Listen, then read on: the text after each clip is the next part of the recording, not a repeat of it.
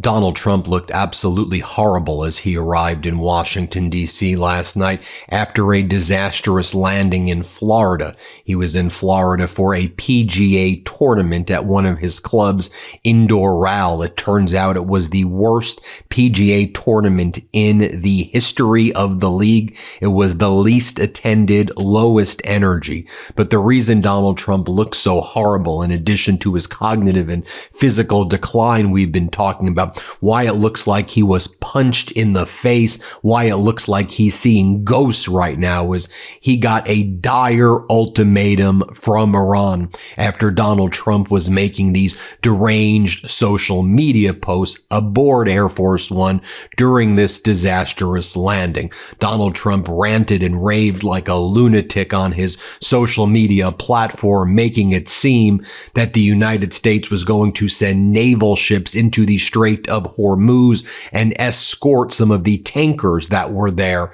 So Iran immediately responded, and one of Iran's top officials, Iran's National Security Commission Chairman Ibrahim Azizi, posted the following warning: any American interference in the new maritime regime of the Strait of Hormuz will be considered a violation of the ceasefire. The Strait of Hormuz and the Persian Gulf would not be managed by Donald Trump's delusional posts. No one would believe blame game scenarios. Now just look at Donald Trump and Don Jr. walking back to the White House right here.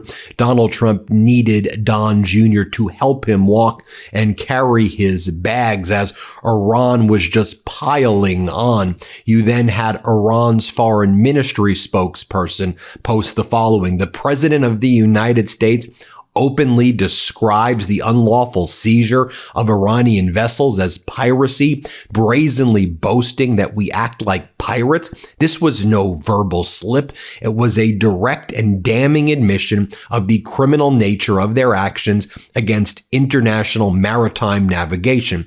The international community, UN member states, and the UN Secretary General must firmly reject any normalization of such blatant violations of international law. And that's referring to Donald Trump's deranged speech that he gave in Florida, where he said, I guess the United States has become a bunch of pirates.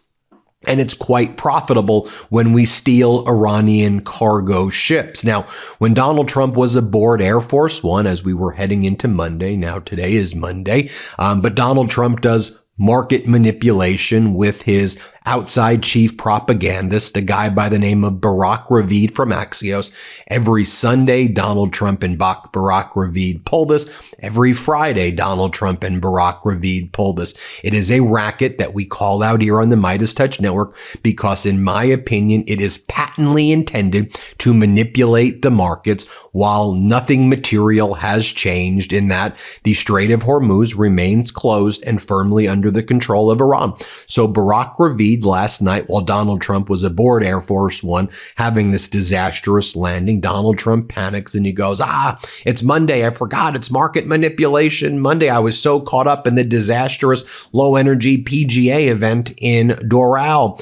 So then Barack Ravid and Trump speak, and here's what speaks, and Barack Ravid posts the following: Trump, the U.S. will begin escorting ships stuck in the Strait of Hormuz. If this process is disrupted, we will deal with it by force. So on that message, the oil future prices started going down. This is part of Donald Trump's jawboning technique, where he manipulates the oil markets and the stock market. Then Donald Trump posted the following social media post on Truth Social: countries from all over the world, almost all of which are not involved in the Middle Eastern dispute going on so visibly and violently for all to see, have asked the United States if we could help free up their ships, which are locked in the Strait of Hormuz, on something which they have absolutely nothing to do with. They are merely neutral and innocent bystanders for the good of Iran, the Middle East, and the United States. We have told these countries that we will guide their ships safely out of these restricted waterways.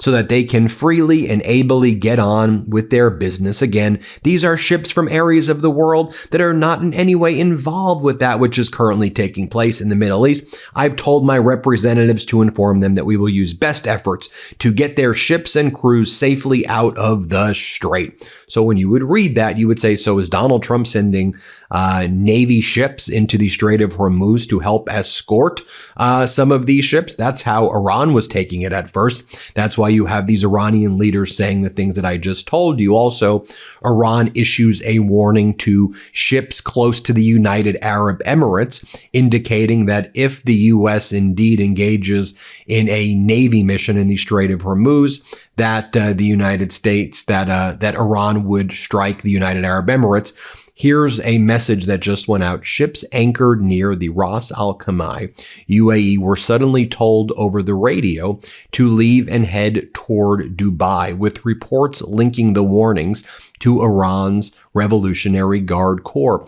Iran may be trying to clear the area or assert control. So ships were moving away for safety. And then the Wall Street Journal reported what Donald Trump was saying was just a pure bluff. The new initiative Trump announced to guide trapped ships out of the Strait of Hormuz doesn't currently involve U.S. Navy warships escorting vessels through the strait, as Donald Trump said, according to senior U.S. officials who then contradict what Donald Trump said. Rather, it is a process through which countries, insurance companies, and shipping organizations can coordinate moving traffic through the strait. So Donald Trump puts that message out, manipulates the markets, then it's determined what he said is just a complete and utter lie. Meanwhile, Iran was basically preparing for open hostilities to resume. Okay, we're ready to fight this war.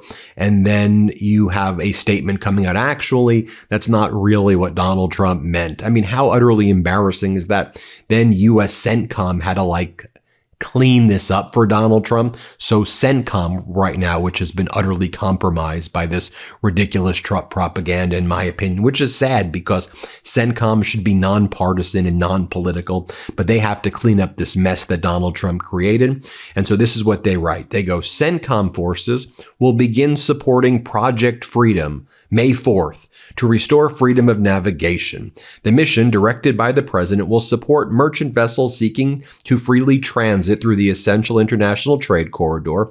Our support for this defensive mission is essential to regional security and the global economy, as we also maintain the naval blockade, Admiral Brad Cooper said. Notice the language there.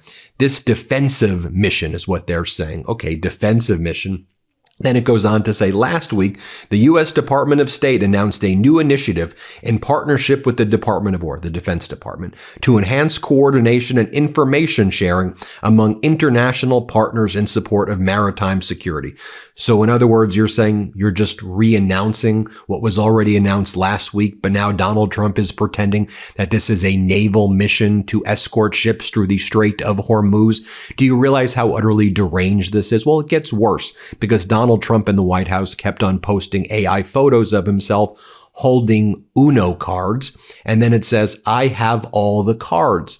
Yes, Donald, that's a bad thing in Uno. You want to have the least amount of cards in Uno.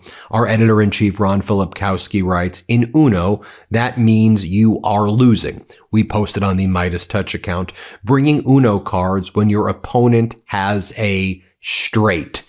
To which Iran's social media accounts then posted, yes, we have less cards because Iran, unlike Donald Trump, understands the way Uno works. By the way, when Donald Trump was landing in Washington, D.C. with that disastrous landing, he then had Marine One do a tour, if you will, of the East Potomac Golf Course. Remember back in December of 2025, we reported on the MeidasTouch Network that Donald Trump was seizing control of the public golf courses and he wanted to turn them into Trump golf courses.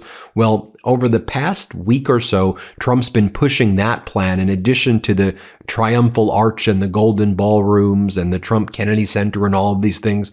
And the new proposal regarding this East Potomac Park golf course, it like rips up all of this public land that was used for like flag football and running trails and all of these things that people loved about DC. And he wants to turn it into some like bizarre, fancy golf course that nobody at all wants right now. Back to some of the warnings, though, that Iran is giving to Donald Trump. We also see that one of the top advisors to the Islamic Revolutionary Guard, a guy by the name of Ali Akbar Valedi, says, whoever tampers with the global lifeline will put themselves in a bind. And I'll just show you, I mean, how deeply unserious of a person Donald Trump is. I mean, we know this, but like, you take a look what was going on in Mar-a-Lago with the guests that were there over this weekend. I mean, take a look right here. I censored out the face, but this is how a lot of the guests were dressed. You had Donald Trump at his Mar-a-Lago patio, and they had like weird singers. I'll just show you what was taking place. I mean, horrible voices. You had this taking place. Let's show you what was going down.